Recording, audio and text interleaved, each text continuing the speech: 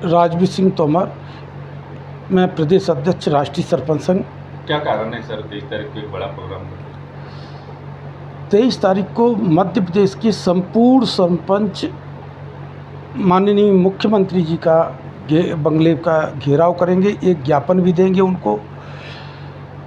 और उसका मूल वो है क्योंकि जब माननीय मुख्यमंत्री जी ने 6 महीने से हम लोग प्रयास कर रहे थे कि सरपंचों की दुर्दशा हो रही है दिन प्रतिदिन, माननीय मंत्री जी ने, माननीय मुख्यमंत्री जी ने एक बार भी बैठ के चर्चा नहीं की।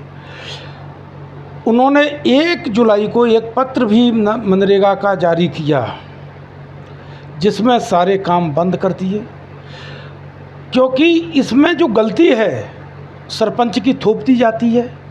सरपंच कहीं गलती नहीं करता है, गलती संबंधित मनरेगा कमिश्नर की होती है, जनपद सीओ की होती है। जब इन्होंने राशि जो मूल जो है मनरेगा का 60-40 का रेशो मेंटेन करना रहता है, जो पंचायत मेंटेन कर रही थी 60-40 का, उनको तो कभी भुगतान नहीं दिया है।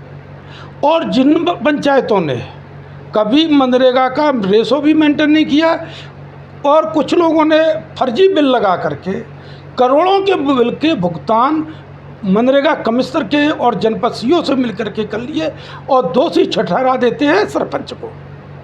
ये सरपंचों को टारगेट करने का काम जो प्रशासन और शासन करता है, इसके विरोध में हम लोग 23 तारीख को धरना देंगे। दूसरा, कुछ माननीय मुख्यमंत्री जी के कैबिनेट में या उनके मंत्रिमंडल में एक ऐसे मंत्री जी हैं गौतम टेटवाल जी, जिन्होंने अभी कुछ दिन पहले एक वक्तव्य दिया कि गौ माता जिस पंचायत में घूमती हुई पाई गई तो सरपंच को 3 दिन जेल भेजेंगे। उनकी योग्यता, उनकी कार्यक्षमता माननीय मुख्यमंत्री को देखना चाहिए, जनता को भी देखना चाहिए कि इस तरीके की भाषा का उपयोग कर रही है।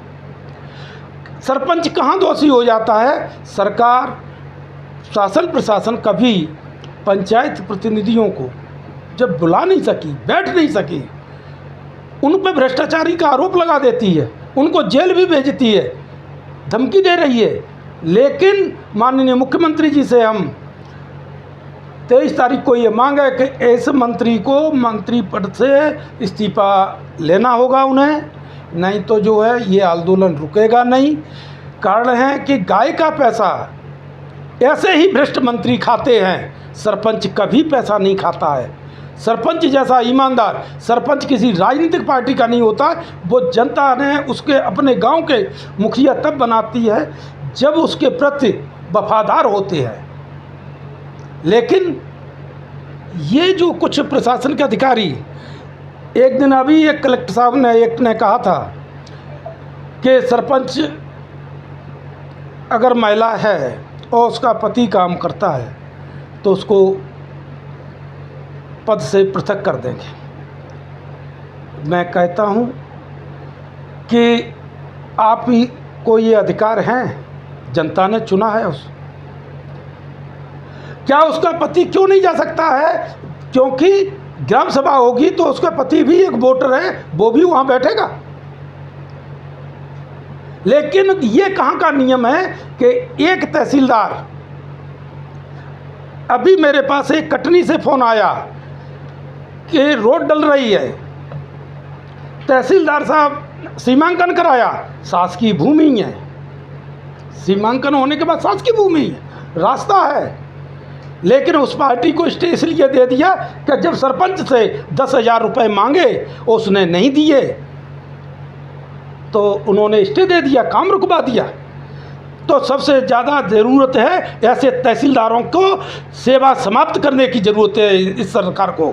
यदि ऐसे तहसीलदार, ऐसे कर्मचारी जो इस तरीके की भाषा का उपयोग कर रहे हैं, तो उनके बच्चे, जो उनकी गाड़ियां चलती हैं, उनकी तनख्वाह मिलती है, वो कहाँ से मिलती है? गरीब किसानों के सभी के मेहनत और मजदूरी का जो पैसा रहता है उसमें से कटौती से वो तनख्वाह और उनकी गाड़ियाँ चलती हैं। और वो कहते हैं इस तरीके की भाषा, तो उनकी बीवी और बच्चे जब स्कूल जाते हैं तो पर्सनल गाड़ी से जाए, ना कि सरकारी गाड़ी से।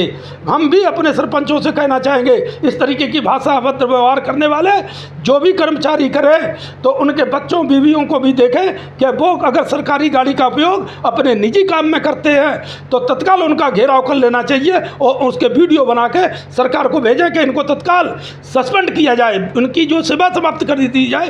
क्योंकि ये सरपंचों के पीछे क्यों पड़े हैं? सरपंच भ्रष्ट नहीं है, ये सारे भ्रष्ट हैं अधिकारी, इनके पीछे होना चाहिए। अब जनता का खुला, जनता का और प्रशासन शासन के बीच की लड़ाई लड़ेंगे, चाहे किसी भी हद तक हो जाए ये। और जब तक टेटवाल जैसे कोई इस्तीफा नहीं लेंगे तब तक ये अब लड़ाई नहीं रुकेगी। पूरे जो है 23,000 सरपंच एकत्रित होकर के 23 तारीख को 11 बजे माननीय मुख्यमंत्री जी को शांतिपूर्वक ढंग से पहले उनको ज्ञापन देंगे, और ज्ञापन के बाद उन्होंने समस्या का समाधान नहीं किया तो वहाँ पर धरना पे बैठेंगे। जब तक समस्या का समाधान नहीं हो जाएगा तब तक वहाँ बैठेंगे। मांगे है आपकी? हमारी मुख्य बिंदु जो है, आज सरपंच का जो मानदेय भी निकलता है, पहले तो मिल ही नहीं रहा है बहुत सी जगह, तो वो सचिव निकाल के देना ही नहीं चाहते हैं, और देने चाहते हैं तो वो बड़े दिनों बाद निकालते हैं। मानदेय सरपंच का एक सचिव और जीआरएस के माध्यम से निकलता है, और सचिव और जीआरएस का मानदेय यानी उनका वेतन जब पंचायत के खाते में क्यों नहीं आता है? जिला अध्यक्षों ने अपना और जनपद अध्यक्षों के माध्यम से सरकार ने अभी कहा है कि जनपद सीओ की सीआर जनपद अध्यक्ष लिखेगा, जिला सीओ की जिला अध्यक्ष लिखेगा।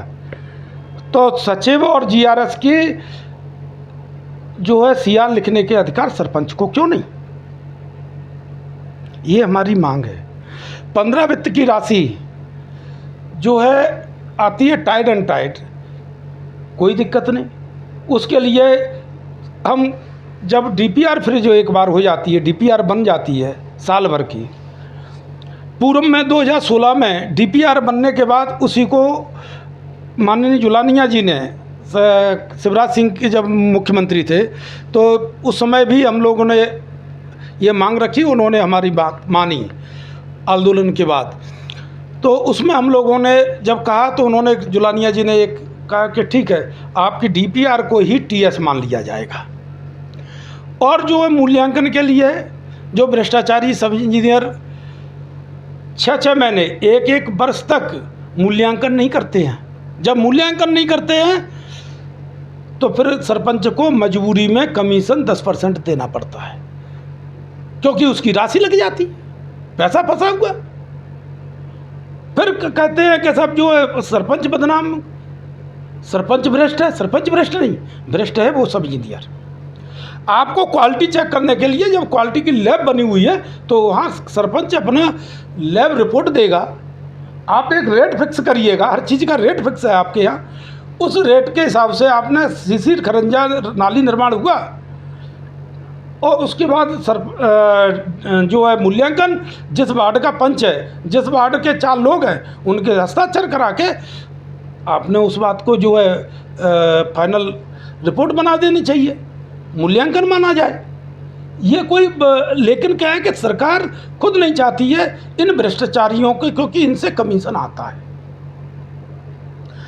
यदि वास्तविकता चाहो तो ग्राम पंचायत 1 वर्ष में बहुत कुछ सुधार हो सकता है। भ्रष्टाचारी में कलेक्टर ईमानदार बैठ जाए और जनपद सीओ जिस दिन उसी दिन, क्योंकि जब ग्राम पंचायत के सरपंच को ये निर्देशन हो जाए कि आपको आने वाली समस्या है, ईमानदारी से हमें बताएंगे।